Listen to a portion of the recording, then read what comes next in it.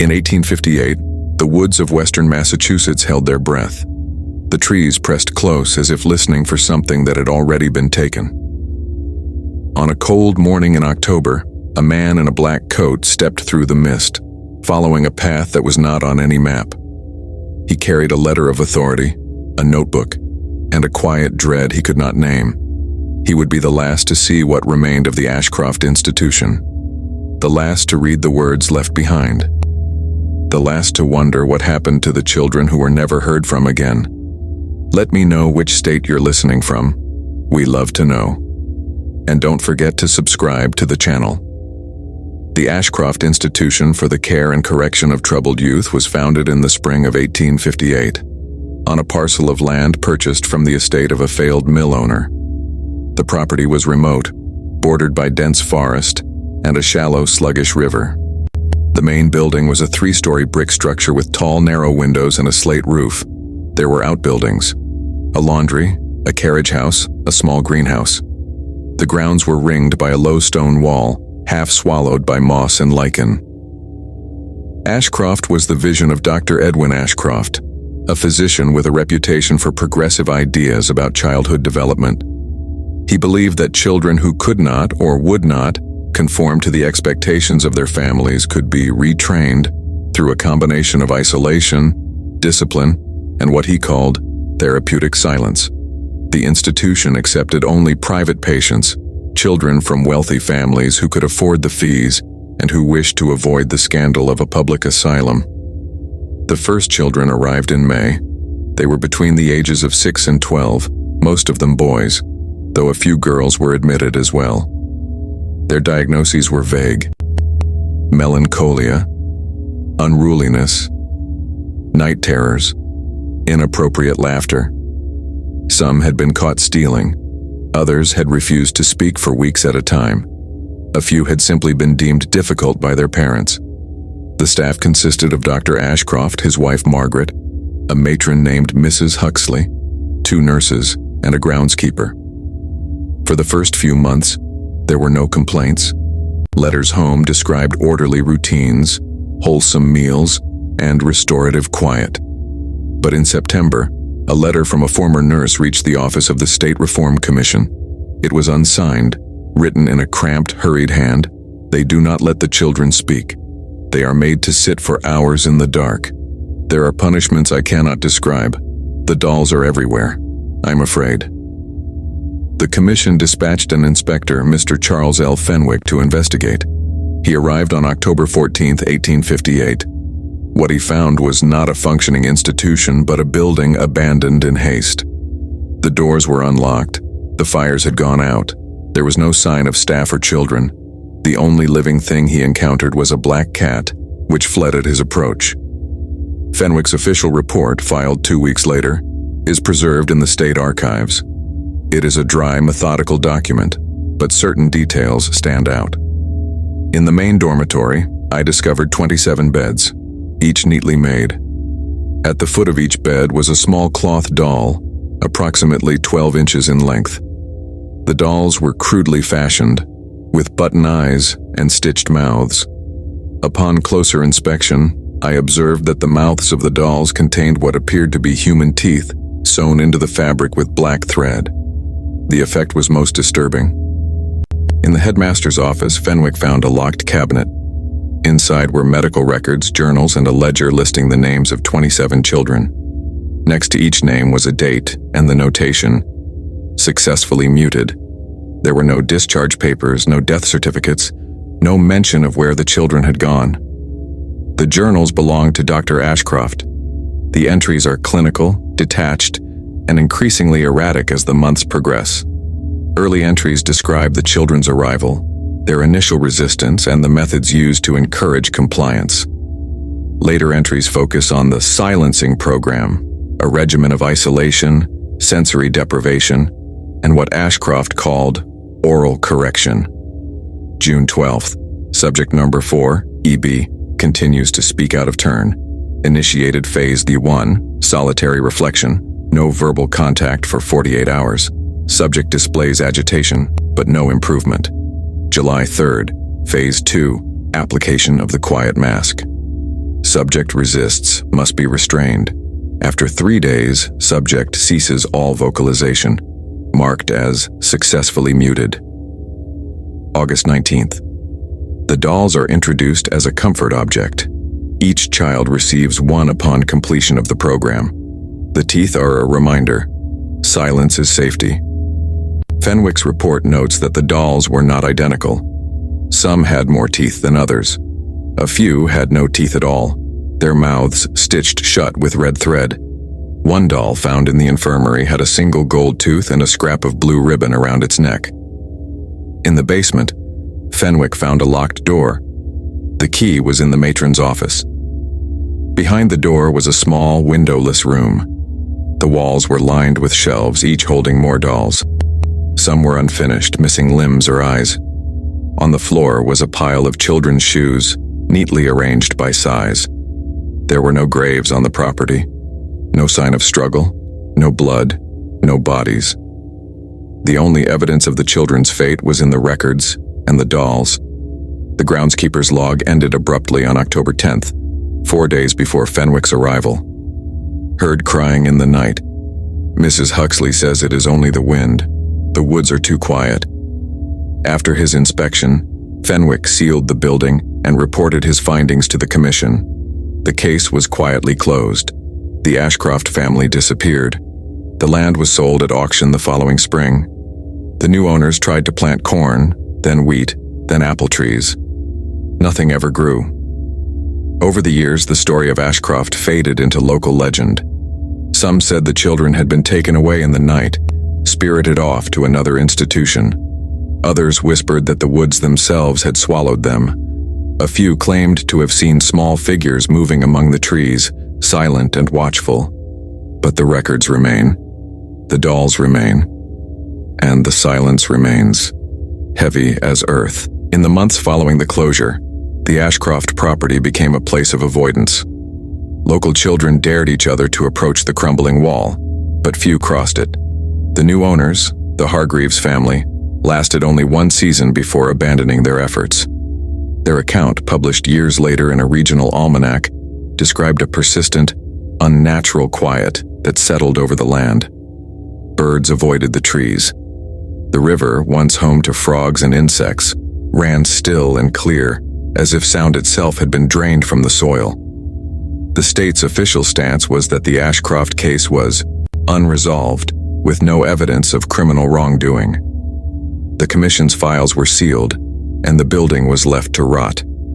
But in the winter of 1860, a set of documents surfaced in the possession of a Boston antiquarian. These included several of Dr. Ashcroft's personal letters, a handful of children's drawings, and a small, cloth-bound notebook labeled Observations Phase 3. The notebook's contents are fragmentary, written in a hurried, slanting hand. The first entry is dated September 2nd, 1858. The children are quieter now. The program proceeds apace. Margaret worries about the younger ones, but I remind her, the world is not kind to the unruly. We must prepare them for silence. The entries grow more clinical, more detached. There are lists of names, dates, and notations. Subject number 12, resistant, required additional measures. Subject number 19, mute for 11 days, no relapse. Subject number 7, night terrors persist, but no vocalization. Interspersed among the notes are sketches, crude, almost childlike, of the dolls. Each is labeled with a number and a set of initials. Some are annotated: teeth from S, eyes from EB, thread from Margaret's kit. One page is stained with what appears to be ink, but the color is wrong, too dark, almost brown. The notebook ends abruptly. The final entry, dated October 8th, reads, "The silence is complete. The children do not speak, do not cry. They sit with their dolls and watch. Margaret says she hears them whispering, but I hear nothing. I am proud. The method is sound." The antiquarian who acquired the notebook, a man named Josiah Bell, wrote a letter to the Massachusetts Historical Society in 1861. In it, he described his unease at handling the documents. "There is a quality to these papers I cannot name. The words seemed to press against the page, as if straining to be heard. I have placed the notebook in a locked drawer. At night, I dream of small hands reaching for me, mouths sewn shut with black thread. Belle's letter was never answered. The notebook vanished from the historical record, its whereabouts unknown. Meanwhile, rumors continued to circulate in the nearby town of Ashfield. In 1863, a local newspaper published a brief anonymous account from a former delivery boy who had visited the institution in its final weeks. The children never spoke. They watched from the windows, their faces pale and blank. Sometimes I saw them in the yard walking in circles, each holding a doll. The staff would not meet my eyes. Once, I heard a scream, but when I asked, they said it was only a fox. The article was dismissed as sensationalism, but it added to the growing sense of unease that clung to the Ashcroft name. The building itself became a magnet for curiosity seekers and vandals. In 1865, a fire gutted the upper floors, leaving only the brick shell and the stone-walled basement intact. The cause was never determined. In the aftermath of the fire, a group of local boys entered the ruins on a dare. Their account, recorded years later in a family diary, is brief but chilling. We found the dolls in the cellar, dozens of them all lined up on shelves. Some had teeth, some did not. One had a lock of hair tied around its neck. We took nothing. The air was thick, hard to breathe. We heard footsteps above us, but when we looked, no one was there. The dolls became the focus of local superstition. Some said they were cursed, that to touch one was to invite misfortune. Others claimed to have seen the dolls move on their own, shifting positions from one visit to the next.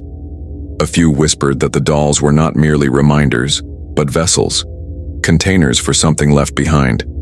In 1870, a new owner attempted to convert the property into a boarding school. The effort failed within a year. The headmistress, Miss Eliza Warren, wrote a letter to her sister describing her experience. The children are unsettled. They complain of nightmares, of voices in the walls. One girl, Sarah, refuses to enter the old basement. She says the dolls are watching her. I have locked the door, but the key goes missing each night. I am beginning to regret coming here. Miss Warren left the school in the spring. The building was abandoned once more. Over the next decades, the Ashcroft site became a place of slow decay. The forest crept closer, reclaiming the fields and gardens. The stone wall crumbled. The river changed course, flooding the lower grounds each spring. By the turn of the century, little remained but the foundation and a few charred beams. Yet the story did not die. In 1902, a team of amateur historians visited the site, hoping to document the last traces of the institution. Their report, published in a local journal, describes the discovery of a shallow pit near the old greenhouse. Inside were fragments of cloth, buttons, and several small teeth. The teeth were human, but no other remains were found. The historians also noted a peculiar pattern in the placement of the dolls. According to their sketches, the dolls had been arranged in a circle, facing inward, as if in silent conference. In the center of the circle was a single unmarked stone. No one could explain the significance of the arrangement. The journals and records offered no clues. The only reference was a single line in Dr. Ashcroft's notes. The circle is complete. The silence holds. As the years passed, the Ashcroft Institution faded from memory, its story reduced to a cautionary tale told around campfires. But the land remained barren, the silence unbroken, and beneath the earth the dolls waited, their mouths forever closed. In the early spring of 1921, a surveyor named Harold Pritchard was hired to map the old Ashcroft property for a proposed road expansion. Pritchard was a practical man, not given to superstition, but he kept a meticulous field journal. His entries from those weeks are preserved in the archives of the Massachusetts Department of Transportation, and they offer a rare, unfiltered glimpse into the lingering atmosphere of the place. March 17th. Arrived at Ashcroft site.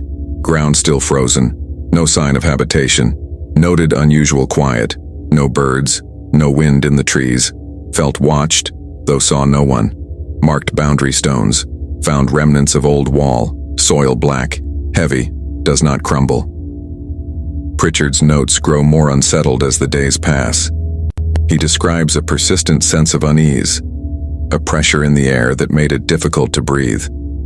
His compass malfunctioned near the old foundation, the needle spinning aimlessly. He found the remains of the greenhouse, now little more than a tangle of rusted iron and broken glass. In the mud nearby, he uncovered a child's shoe, perfectly preserved, the leather still supple after decades underground. March 20th. Discovered depression in ground near riverbank. Dug down. Found fragments of cloth, buttons, and what appear to be human teeth. No bones. Teeth arranged in small piles, as if sorted by size. Notified supervisor, who advised to leave undisturbed. Pritchard's supervisor, a man named George Leland, visited the site the following week. His own report is terse, almost dismissive. No evidence of recent activity. Old asylum ruins. Nothing of value. Recommend rerouting road to avoid marshy ground. The road was never built. The land was left to its silence. But Pritchard's experience did not end there. In a letter to his wife, written but never sent, he described a recurring dream that began after his visit to Ashcroft. I see a circle of children, sitting in the dark. Their faces are blank, mouths sewn shut. They hold dolls in their laps, and the dolls are smiling. I wake with the taste of earth in my mouth. The letter was found among his belongings after his death in 1927. His family never spoke of Ashcroft again. In the decades that followed, the Ashcroft site became a footnote in local history. The woods thickened, the river shifted, and the last traces of the institution faded from view. But every so often, something would surface. A scrap of cloth, a button, a tooth, unearthed by a plow or washed up by the spring floods. Each discovery was quietly reburied, the past left undisturbed. In 1954, a group of college students from Amherst set out to document the haunted sites of western Massachusetts for a campus magazine. Ashcroft was high on their list. They camped on the property for 2 nights, recording their impressions in a series of taped interviews. The tapes, now held in the university archives, capture a growing sense of discomfort among the group. It's just so quiet out here. I keep thinking I hear something moving in the trees, but when I look, there's nothing. Last night I dreamed about dolls, hundreds of them, all with teeth. I woke up and my mouth hurt, like I'd been grinding my teeth all night.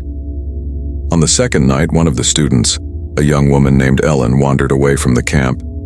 She was found at dawn, sitting at the edge of the old foundation, her hands buried in the black soil.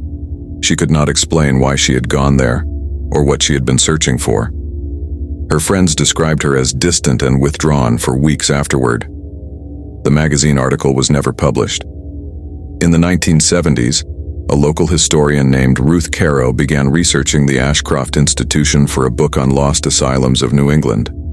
She spent months combing through archives, interviewing descendants of the original staff and patients' families. Most were reluctant to speak. A few provided faded photographs, letters, or secondhand stories. One letter, written by the granddaughter of Mrs. Huxley, the matron, stands out. My grandmother never spoke of Ashcroft after she left. She kept a small box in her dresser, locked with a brass key. After her death, we opened it. Inside were 3 dolls, each with a different colored ribbon around its neck. The mouths were sewn shut, but one had a row of tiny teeth. I threw them in the river. Sometimes I dream they are still watching me from the water. Caro's research uncovered a pattern in the institution's records. The names of the successfully muted children appeared in no other school or census records after 1858. There were no marriage licenses, no death certificates, no mention in family Bibles or town registries. It was as if they had simply ceased to exist. She also found a series of unsigned notes, tucked between the pages of an old medical ledger. The silence is not peace, it is a wait. The children do not forget. They wait in the dark, holding their pain in their mouths. Caro's book was published in 1978, but the chapter on Ashcroft was heavily redacted. The publisher cited legal concerns and insufficient documentation. The original manuscript, with its full account of the dolls and the missing children, was never released. In the years since, the Ashcroft Institution has become a ghost story, a warning to children who wander too far from home. But for those who have seen the records, who have held the dolls or walked the silent grounds, the horror is not in what is said, but in what is left unsaid. The silence is not empty. It is full of things that cannot be named. And still the land remains barren. No birds sing, no crops grow. The river runs silent, carrying secrets downstream. In 1992, a construction crew clearing brush for a new hiking trail uncovered a small rusted tin box buried near the old stone wall. Inside were 3 teeth, a scrap of blue ribbon, and a folded piece of paper. The paper was brittle, the ink faded, but the words were still legible. "We keep the quiet children. We keep them safe. We keep them silent." The box was turned over to the local historical society. It was never displayed. The society's records show only a brief entry. Artifact received from trail crew Ashcroft site.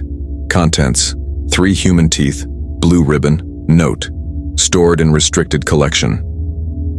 No further mention appears in their catalog. The box itself, according to a former curator, was quietly misplaced during a renovation in 1997. When asked, she would only say, "Some things are better left in the dark." But the Ashcroft story would not stay buried. In 2003, a graduate student named Daniel Kearney began researching the institution for his thesis on the history of child psychology in America. Kearney was methodical, skeptical of folklore, and determined to separate fact from legend. He filed dozens of requests for access to sealed state records, combed through property deeds, and tracked down descendants of the Ashcroft staff. His notes, later published online, reveal a pattern of erasure and omission.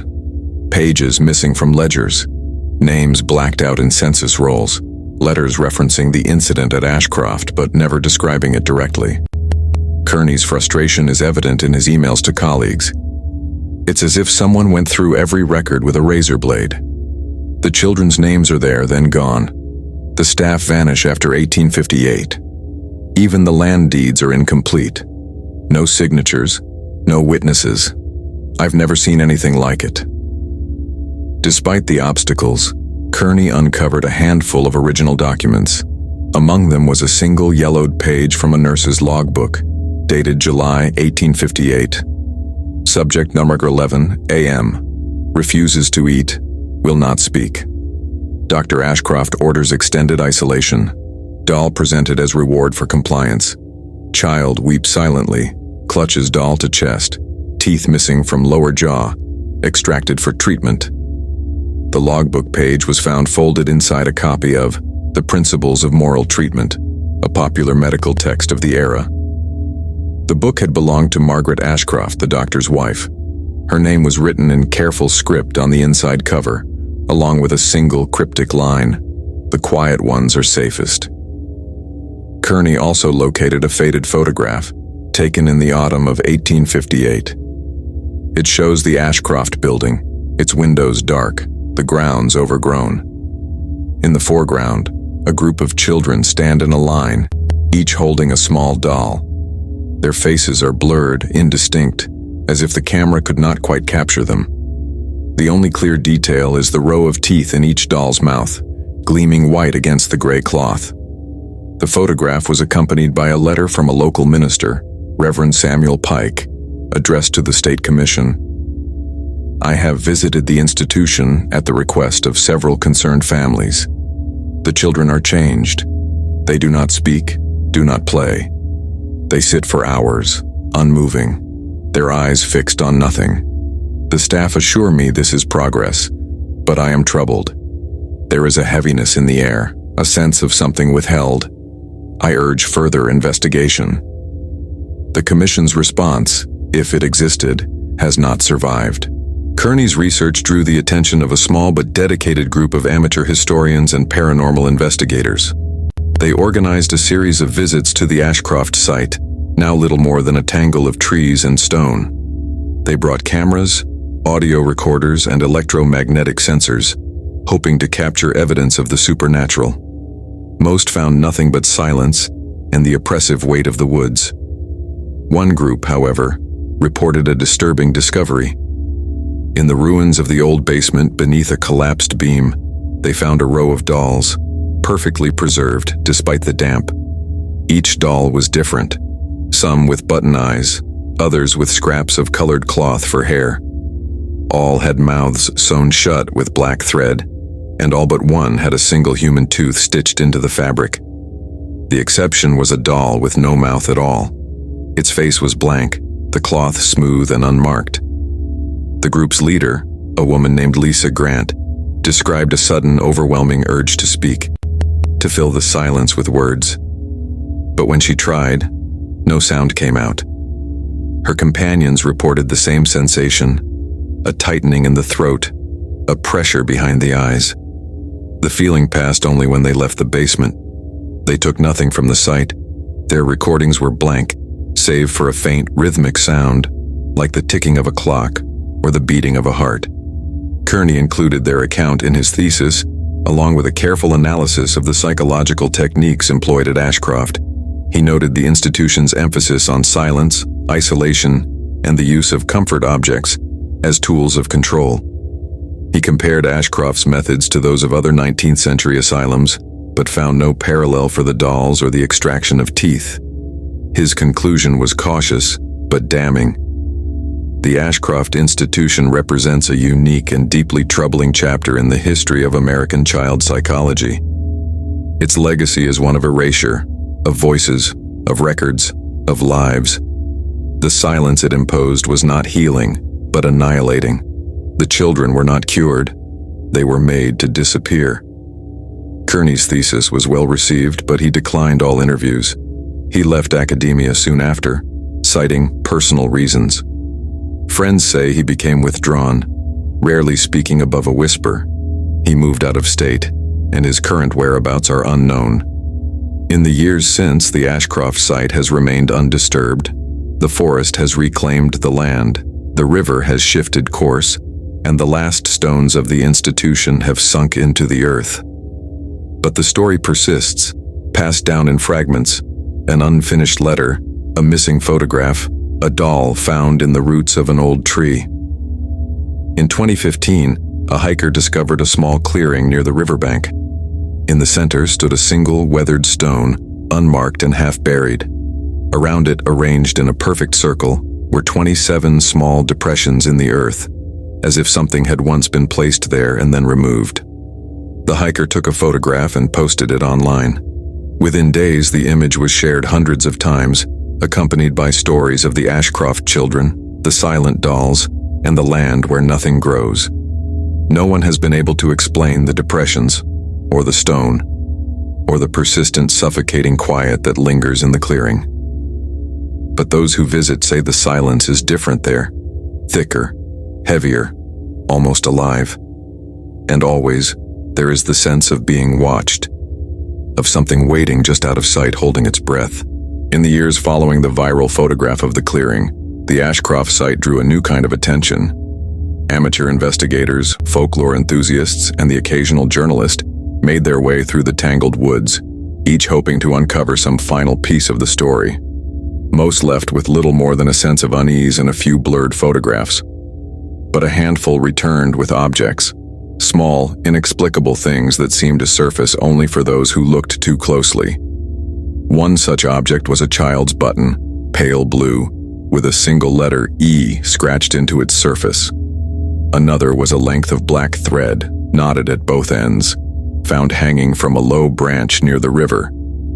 The most unsettling was a tiny cloth hand, torn from a doll, its fingers stained dark as if dipped in ink. Each item was quietly pocketed, then later discarded or lost, as if the owners could not bear to keep them. In 2017, a local librarian named Martha Ellison began compiling a digital archive of Ashcroft-related materials. She reached out to families in the area, requesting letters, photographs, and oral histories. The responses were sparse, but a few elders agreed to speak, always off the record, always with a glance over the shoulder. One woman, now in her 90s, recalled her grandmother's stories of the institution. She said the children were never allowed to laugh. If they did, they were sent to the quiet room. She remembered the dolls, how each child had to sew their own, using scraps of their own clothing. The teeth, she said, were a punishment. If you spoke out of turn, you lost one. The staff kept them in a jar on the mantel. Another account came from a retired postman who remembered delivering a package to the Ashcroft grounds in the 1940s, long after the building had burned. There was no one there, but I heard music, soft, like a lullaby. I left the package on the steps. When I turned to go, I saw a row of dolls lined up along the wall, all facing the woods. I never went back. Ellison's archive grew slowly, each new piece adding to the sense of something unfinished, unresolved. She found herself returning to the clearing by the river, standing in the center of the circle, listening to the silence. She described the experience in her journal. It's not just quiet. It's as if the world is holding its breath, waiting for something to break. I feel as though I'm trespassing, not on land, but on memory. The air is thick, heavy with things unsaid. In the winter of 2018, Ellison received an anonymous envelope. Inside was a single page, torn from a ledger, dated October 1858. The handwriting was unfamiliar, hurried, almost frantic. They are gone, all of them. The staff, the children, even the doctor. Only the dolls remain. I hear them at night moving in the dark. The silence is not empty. It is full of teeth. The envelope bore no return address. The postmark was smudged, unreadable. Ellison scanned the page and added it to her archive, but she kept the original locked away, unable to shake the feeling that it was not meant to be found. That spring, a team of graduate students from Boston University conducted a ground-penetrating radar survey of the Ashcroft site. Their goal was to locate the original foundation and any possible burial sites. The results were inconclusive. The soil was dense, layered with decades of roots and debris. But in the area near the riverbank, the radar detected a series of shallow, evenly spaced voids, 27 in total, arranged in a circle. The students published their findings in a technical journal, noting the unusual regularity of the anomalies. They made no mention of the dolls, the teeth, or the stories that clung to the land. But in a private email, one of the researchers wrote, "We found something else. In the center of the circle, the soil is different, darker, almost oily. When we dug a test pit, we found fragments of cloth and what looked like a child's shoe. The air was so still, it felt wrong to breathe." The pit was refilled, the site left undisturbed. As the digital archive grew, Ellison began to notice patterns in the records. The children's names, when cross-referenced with local birth and census data, appeared only once, on the Ashcroft intake lists. After 1858, they vanished. No school records, no marriages, no deaths. The staff, too, disappeared from public life. Even Dr. Ashcroft's medical license was quietly revoked, with no explanation in the state registry. One night, while reviewing the scanned journals, Ellison noticed a recurring symbol in the margins, a small stitched circle, sometimes enclosing a single dot. It appeared beside the names of the successfully muted and next to entries describing the dolls. She traced the symbol through dozens of pages, each time accompanied by a note. Silence holds. Circle complete. No more voices.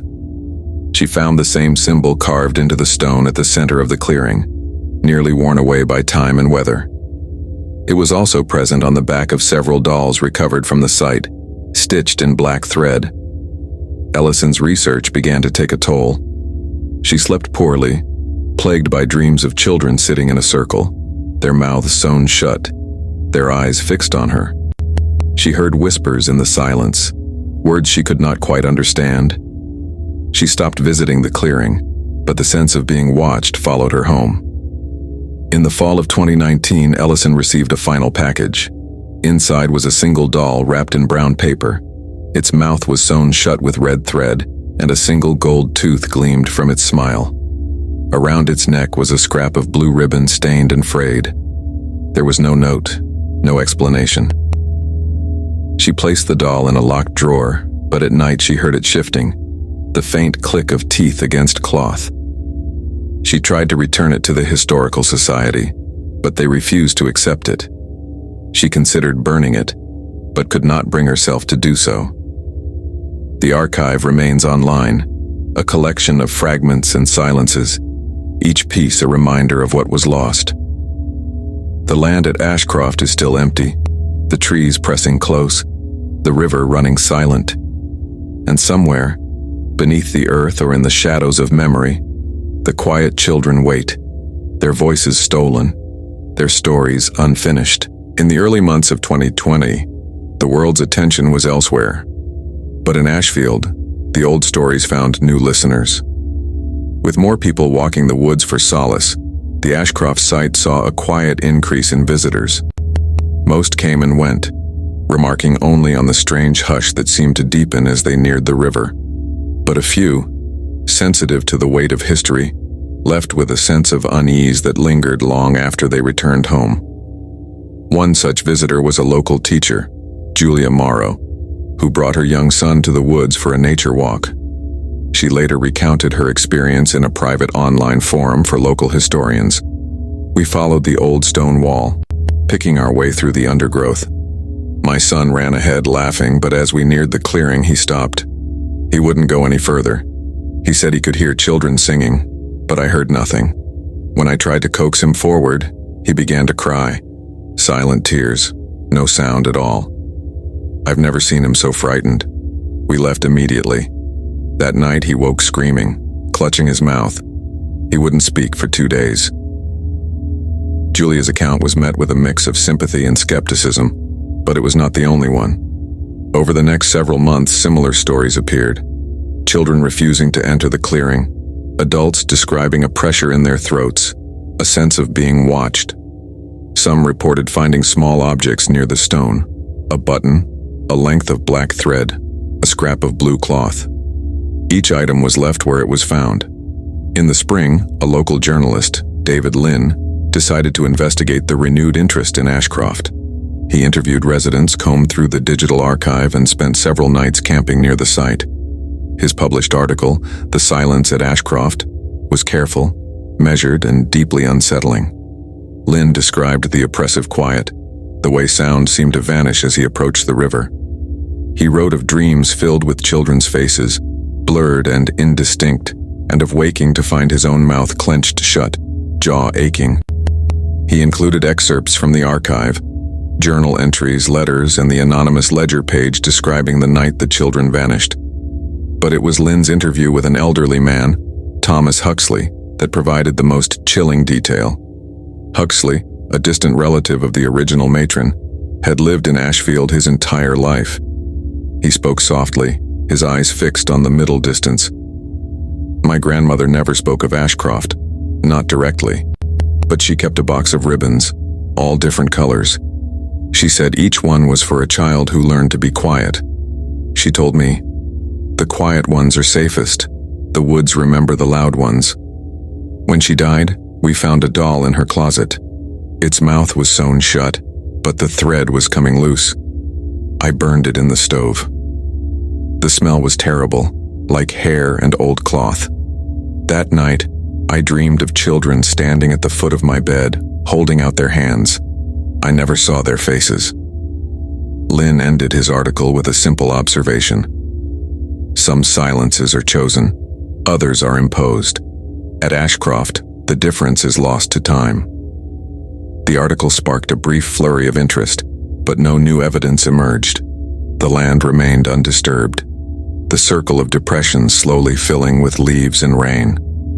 The digital archive saw a spike in visitors, but most left without comment, unsettled by the fragments and the sense of something unfinished. That summer, A group of local teenagers dared each other to spend a night in the clearing. They brought flashlights, snacks, and a portable speaker, determined to break the silence with music and laughter. Their video, later uploaded to social media, shows them joking and telling ghost stories as dusk falls. But as the night deepens, their voices grow quieter. The camera shakes. The laughter fades. In the final minutes, the only sound is the wind in the trees. And then, nothing at all.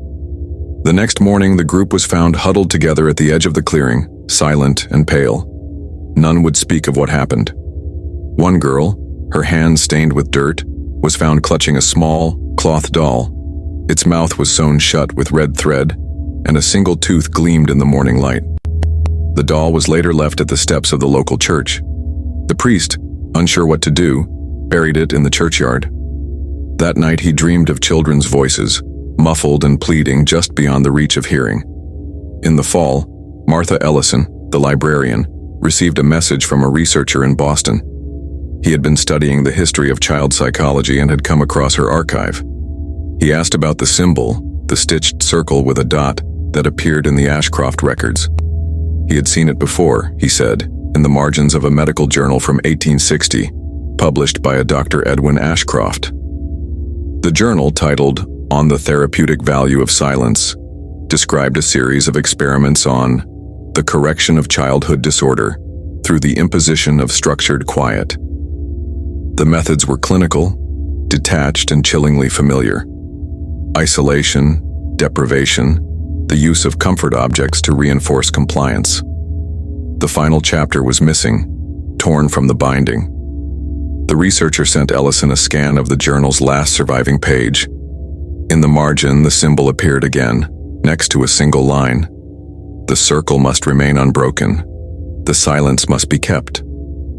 Ellison added the scan to her archive, but she found herself unable to sleep. She dreamed of the clearing, the circle of depressions, the stone at the center. In her dream, the dolls were gone, but the children remained, sitting in silence, their eyes fixed on her. She woke each morning with the taste of earth in her mouth. As winter settled over Ashfield, the woods grew quiet once more. The river froze, the trees stood bare, and the clearing filled with snow. But beneath the surface, the past lingered, waiting, watching, holding its breath. And in the silence, the story of Ashcroft remained unfinished, a question with no answer, a wound that would not heal. The following spring, the snow melted early, revealing the old scars of the land. The clearing by the river, so often overlooked, became a place of quiet pilgrimage. People came alone or in pairs, drawn by curiosity or something harder to name. Some left offerings, flowers, coins, a child's mitten, at the base of the unmarked stone. Others simply stood in the circle, listening to the hush, waiting for something to break. Among the visitors was a young archivist named Henry Dorsey. He had read Ellison's digital collection and was struck by the persistent gaps, the way the story seemed to resist closure. Dorsey was methodical, patient, and unafraid of silence. He spent hours in the local library, poring over property records, church registers, and faded newspaper clippings. He found little that was new, but he noticed a pattern. Every few decades, someone tried to reclaim the Ashcroft land, and every time, they left within a year. Dorsey's notes, later published in a regional history journal, describe his first visit to the clearing. The quiet is not peaceful. It is expectant, as if the land is waiting for a sound that never comes. I stood in the center of the circle, feeling the weight of the air. I thought of the children, their names erased, their voices stolen. I wondered if the silence was theirs, or if it belonged to something older, something that had always been here. He returned several times, each visit leaving him more unsettled. On his third trip, he brought a small tape recorder, hoping to capture the ambient sounds of the woods. The tape, when played back, was almost entirely blank. Only at the very end, as Dorsey was leaving, did a faint sound emerge, a soft, rhythmic clicking, like teeth tapping against glass. Dorsey shared the recording with Ellison, who recognized the sound immediately. She had heard it before, late at night, when the house was quiet and the doll in her drawer seemed to shift on its own. She listened to the tape once, then deleted the file, unable to bear the memory it stirred. That summer, a drought settled over Ashfield. The river shrank to a trickle, exposing stones and roots long hidden beneath the water. Children played along the banks, their laughter echoing in the still air. One afternoon, a boy named Caleb found something tangled in the reeds. A length of black thread knotted at both ends, with a single white tooth threaded onto it like a bead.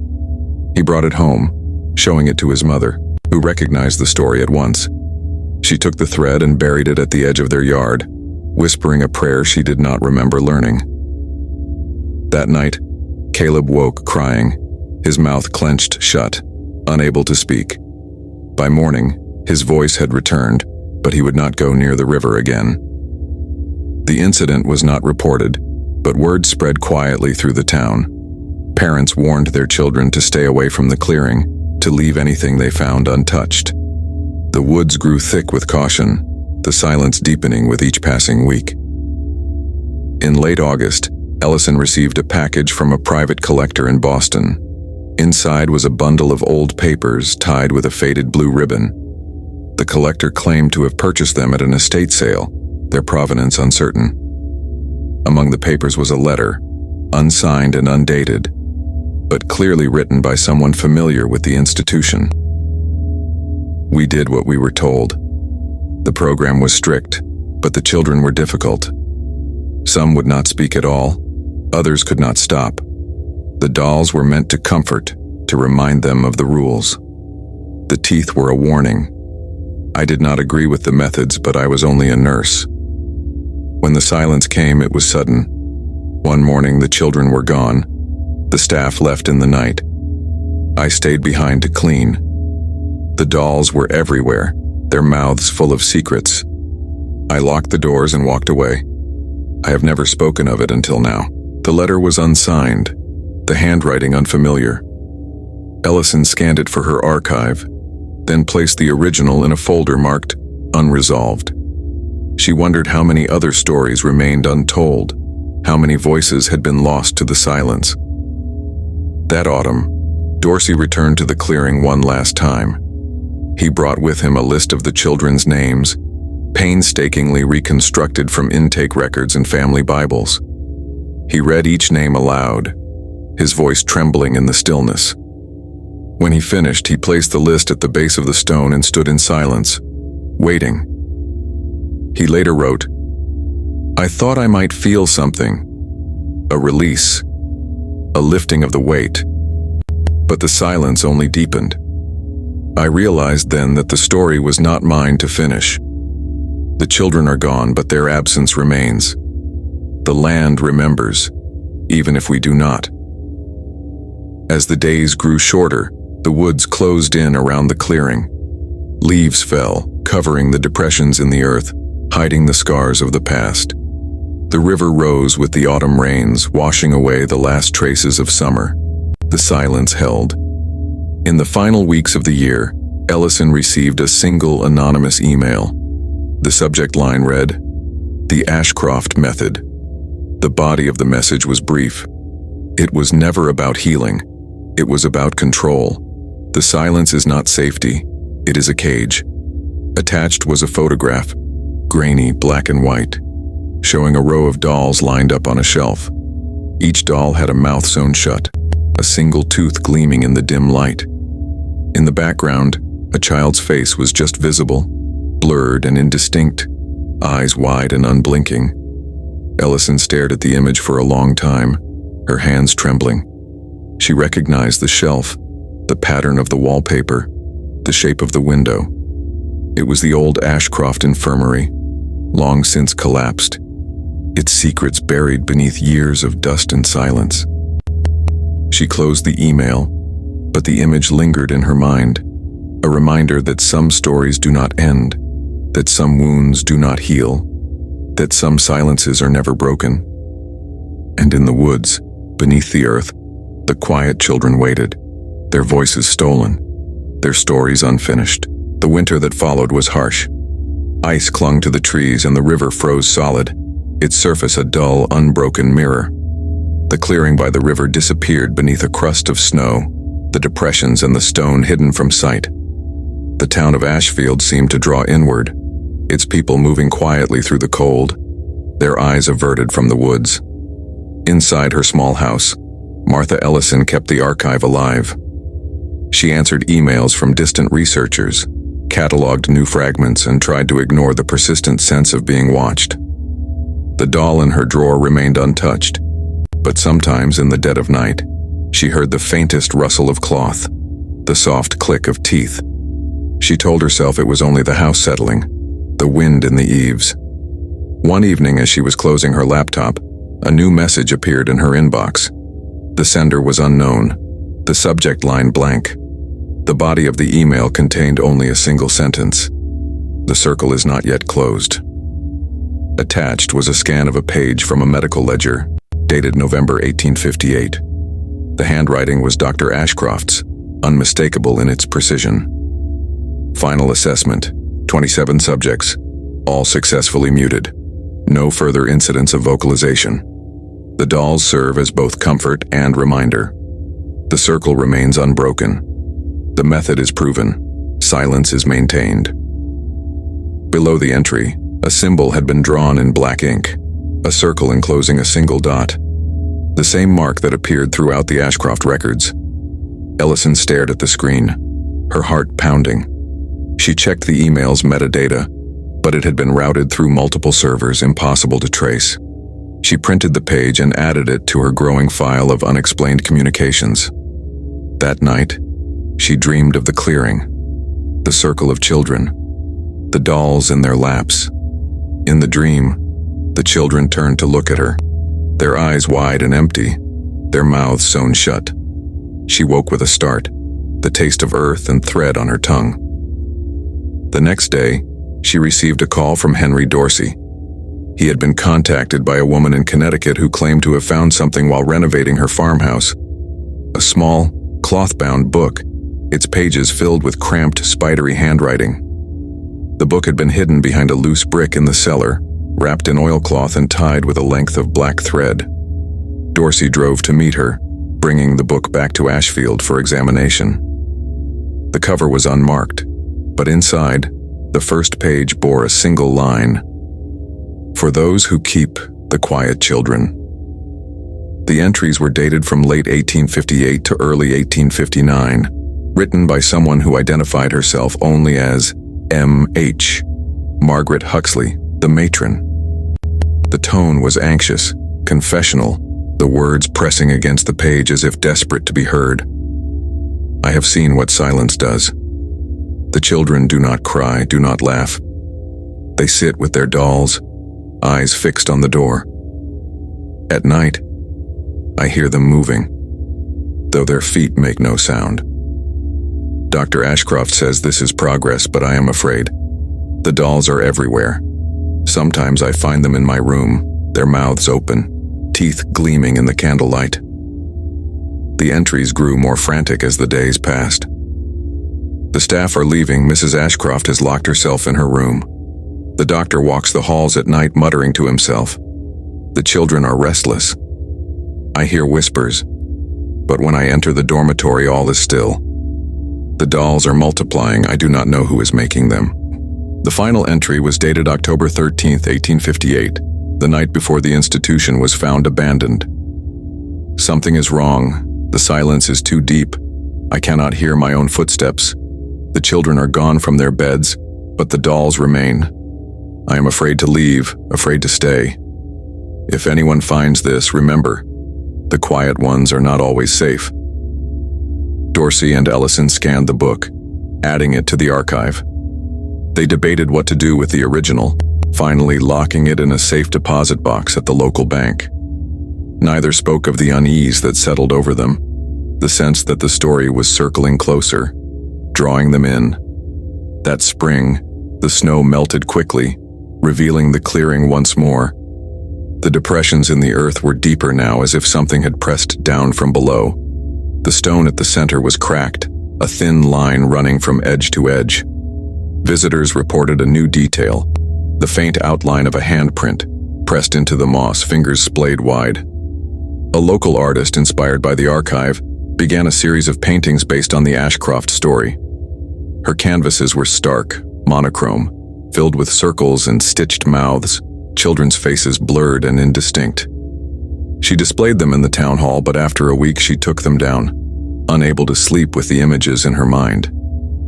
She burned the paintings in her backyard, but the smell lingered for days, a mix of smoke, cloth, and something metallic. In May, a group of schoolchildren on a field trip wandered too close to the clearing. Their teacher found them standing in a circle, silent and unmoving, their eyes fixed on the stone. When she called to them, they did not respond. Only when she stepped into the circle did they break from their trance, running back to the path, their mouths clamped shut. None would speak of what they had seen. The incident was reported to the school board, but no action was taken. The woods were declared off-limits, but the story spread quickly through the town. Parents warned their children to stay away, to keep their voices low, to respect the silence. Ellison and Dorsey met one last time in the clearing, standing at the edge of the circle as dusk fell. They spoke quietly, their words swallowed by the hush. Dorsey placed a single white flower on the stone, a gesture of remembrance. Ellison closed her eyes, listening for the sound of children's voices, but heard only the wind in the trees. As they left, neither looked back. The silence followed them home, heavy and unbroken. And beneath the earth, the quiet children waited, their stories unfinished, their voices lost to the dark. The summer that followed was unusually hot.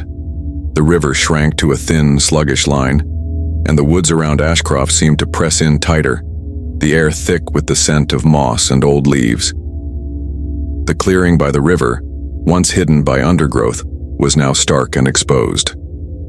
The depressions in the earth, the cracked stone, and the faint handprint became the focus of whispered conversations and uneasy glances. Despite warnings, a few curious souls continued to visit. Some left offerings, flowers, coins, a child's drawing at the center of the circle. Others came only to stand in silence, as if hoping to hear something that would explain the weight that hung over the place. But the silence remained, dense and impenetrable. In late June, a local historian named Peter Latham decided to conduct a thorough survey of the site. He brought with him a camera, a notebook, and a small metal detector. Latham was skeptical of the stories, convinced that the truth of Ashcroft was buried in records and reason, not in ghosts or curses. His field notes, later published in a regional journal, described the oppressive quiet that greeted him. The air is heavy, the woods unnaturally still. The only sound is the crunch of my boots on dry leaves. The clearing feels wrong, as if the world is holding its breath. I set up my equipment, but the silence presses in, making it hard to think. Latham's metal detector picked up faint signals around the edge of the circle. He dug carefully, uncovering small objects: a rusted thimble, a child's shoe buckle, a length of black thread knotted at both ends. In the center, near the cracked stone, he found a single white button, its surface scratched and worn.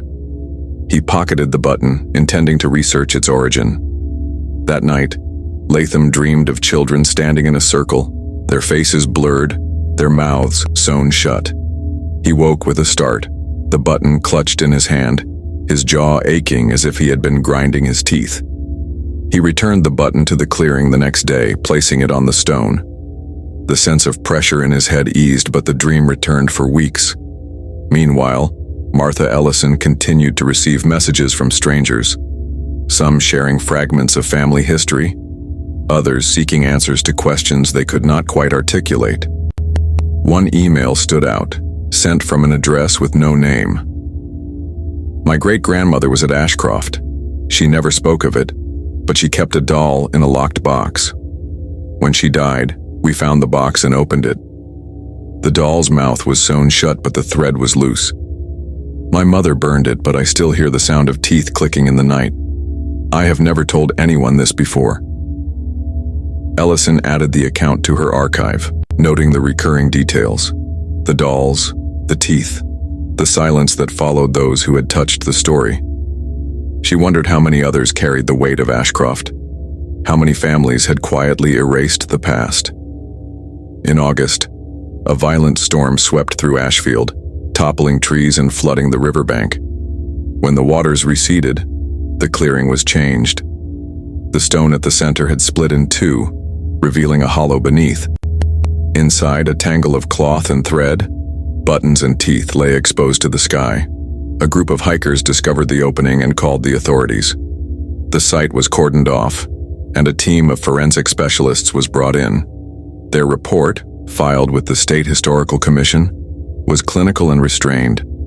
Recovered from the hollow, fragments of cloth, consistent with 19th century children's garments, multiple buttons, thimbles, and lengths of thread. Approximately 24 human teeth, all from children aged 6 to 12. No skeletal remains. No evidence of recent disturbance. Items cataloged and transferred to state archives for further study. The report made no mention of the dolls, though several witnesses later claimed to have seen small cloth figures among the debris. The items were quietly boxed and stored, the case marked as historical interest only. The discovery reignited local interest in the Ashcroft story. Theories proliferated, some plausible, others wild. Was the institution a site of medical experimentation? A cult? A place of unspeakable abuse? Why had the staff vanished, leaving no trace? What had become of the children, their names erased from every record? Ellison and Dorsey, now in regular contact, tried to piece together the final days of Ashcroft. They pored over the matron's journal, the doctor's ledger, the scattered letters and anonymous confessions. Patterns emerged, the emphasis on silence, the ritual of the dolls, the extraction of teeth as both punishment and symbol. One entry from Dr. Ashcroft's journal haunted them. The circle is the method. The silence is the cure. The children must learn to hold their voices, to keep their secrets. Only then can the world be made safe. The words echoed through the archive, a refrain that offered no comfort. As autumn approached, the woods grew quiet again. The clearing, now scarred and exposed, became a place of uneasy pilgrimage. Some came to leave offerings, others to stand in silence, listening for the voices that had been stolen. The air was thick with the scent of earth and rain, the silence deeper than ever. One evening, as dusk settled over the trees, Ellison visited the clearing alone. She stood at the edge of the circle, the split stone at her feet, the hollow beneath still visible. She closed her eyes and listened, straining to hear something, anything, that would explain the weight that pressed down on the land.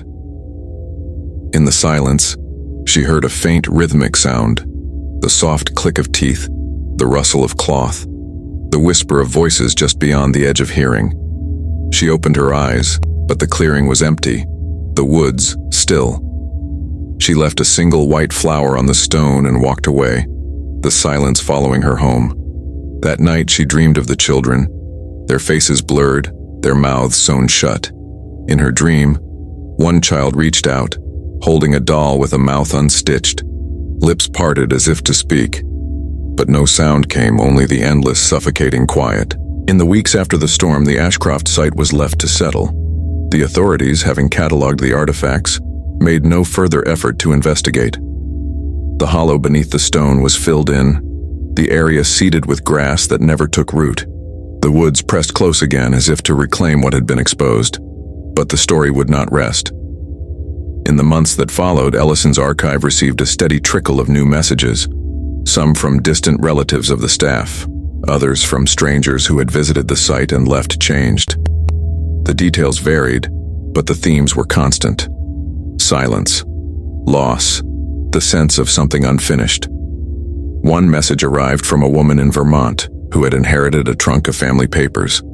Among them was a letter dated December 1858, written in a trembling hand. "I have left Ashcroft behind, but it will not leave me. The children's eyes follow me in dreams. I hear them at night, their voices caught behind their teeth. I pray for forgiveness, but the silence is too deep. I fear it will never break." The letter was unsigned, the envelope unaddressed. Ellison added it to the archive, another fragment in a story that refused to resolve. That winter, Henry Dorsey returned to the clearing one last time. The ground was hard, the air sharp with cold. He brought with him a small notebook, filled with the names and dates he had spent years collecting. He stood at the edge of the circle, reading each name aloud, his breath clouding in the still air. When he finished, he placed the notebook on the stone and waited. Nothing happened. The woods remained silent, the clearing empty. Dorsey left the notebook behind, a final offering to the past. In the weeks that followed, Ellison found herself haunted by dreams. She saw the children, always in a circle, always silent. Sometimes they held their dolls, sometimes their hands were empty.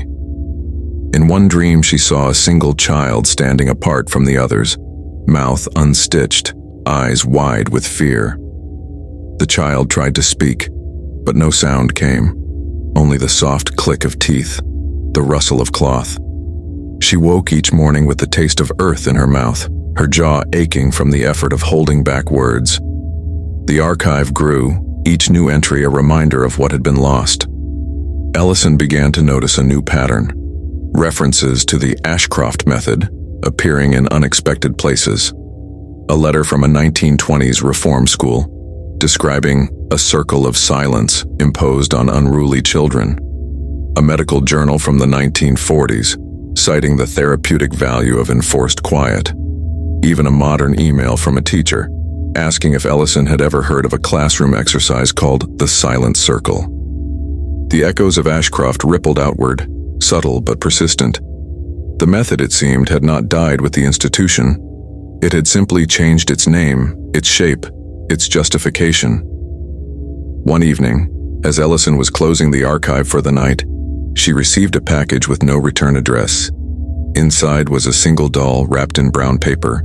Its mouth was sewn shut with black thread, but the stitching was loose, as if someone had tried to remove it. The doll's eyes were mismatched buttons, one blue, one brown. Around its neck was a length of black thread knotted at both ends. There was no note, no explanation. Ellison placed the doll on her desk, unsure what to do. That night she dreamed of the clearing, the circle of children, the stone at the center. In her dream, the children turned to her, their mouths opening and closing, but no sound emerged. Only the endless, suffocating quiet. The next morning, Ellison found the doll on the floor, its mouth unstitched, the black thread coiled beside it. She picked it up, feeling the weight of the cloth, the roughness of the buttons. For a moment, she thought she heard a whisper, soft, urgent, just beyond the edge of hearing. She placed the doll in a box and locked it away, but the sense of being watched lingered. The silence in her house grew heavier, pressing in from all sides. In the spring, grass began to grow in the clearing for the first time in decades.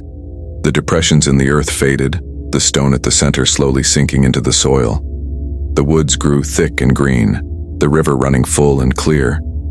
But the silence remained, a presence that could not be named. Visitors to the site reported strange dreams, a sense of being followed, the feeling that something was waiting just out of sight. Some left offerings, flowers, coins, a child's drawing, at the base of the stone. Others took nothing, leaving only their footprints in the soft earth. The archive remained online, a collection of fragments and silences, each piece a reminder of what was lost. Ellison continued her work, cataloging new entries, answering questions, and listening for the sound that would break the silence. But the story of Ashcroft remained unfinished, a wound that would not heal. One afternoon, as she was sorting through a box of old photographs, Ellison found a picture she did not remember taking. It showed the clearing, the stone at the center, and a circle of children standing hand in hand.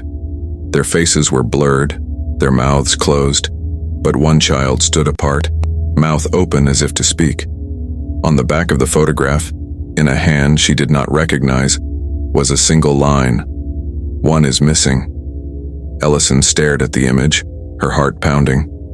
She counted the children, 26 in the circle, one standing alone. The silence in the room deepened, pressing in from all sides. She placed the photograph in the archive, unsure what it meant, but certain that the story was not over. And in the woods, beneath the earth, the quiet children waited. The circle was broken. The silence was not complete. Somewhere, a voice was still missing. And the land, as always, held its breath. Thank you for listening to this investigation into the Ashcroft Institution. A chapter of history that was never meant to be told, and perhaps never fully understood. If you've made it this far, you know that some stories do not end. They echo in the quiet places, in the gaps between records, in the silence that lingers long after the last word is spoken. The Ashcroft Institution promised healing, but left only questions, and a silence that has never truly lifted from the land. If you have your own family stories, memories, or questions about Ashcroft or similar places, I encourage you to share them in the comments. Sometimes the only way to break the silence is to speak. Let us know which state you're listening from. We always want to know where these stories reach. And if you haven't already, please subscribe to the channel for more investigations into the forgotten, the hidden, and the quietly disturbing corners of our history. Until next time, remember, some silences are chosen, others are imposed, and some, like the one at Ashcroft, may never be broken. Good night.